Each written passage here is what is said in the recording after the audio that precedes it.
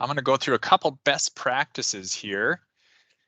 When we use this, as Jeff said, using solutions is very important when you, especially if in environments. So it helps with organization.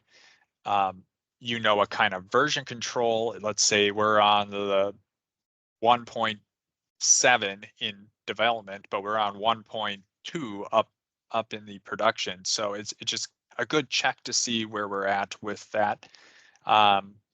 Dependency management. So once you export it, it will tell you, hey, you're missing this dependency, or when you try to import it to another environment, you need this field on this table, you're missing it. And you can go back and change it. Ownership.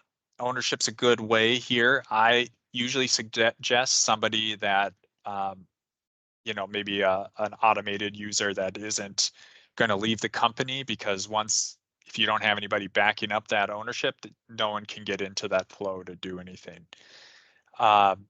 Naming. Naming, it helps the readability, the clarity. It's much easier to manage. And believe me, we have gone through a ton of companies that have just a ton of flows, and having that naming convention is imperative. You'll notice an example down here is what I have. I always started out with PA for Power Automate dash the entity or table, in this case, the review Dropbox files. What type of flow? Is it a child flow? Is it a scheduled flow? Is it an automated? And then a brief description of what it does. Connections. Connections are their kind of your bridge, your gateway into the databases, into the different connectors. So a flow will use your user credentials to get into these particular actions, so you can use them, and you can have multiple credentials in a flow. But the better way to do it is to use a connection reference. And the best way that I can say to you that a connection reference would be useful is I make one connection reference, that's say Dataverse or Outlook, and I put it in, I say that's a container, and then inside that container is my credentials.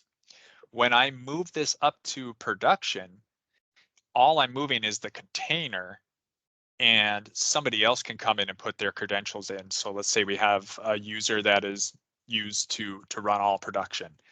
That way too, you don't have to, you can add these to as many flows as you want by using the same reference.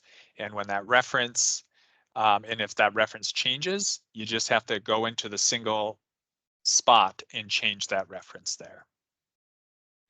And then finally, as you know, AI is huge right now.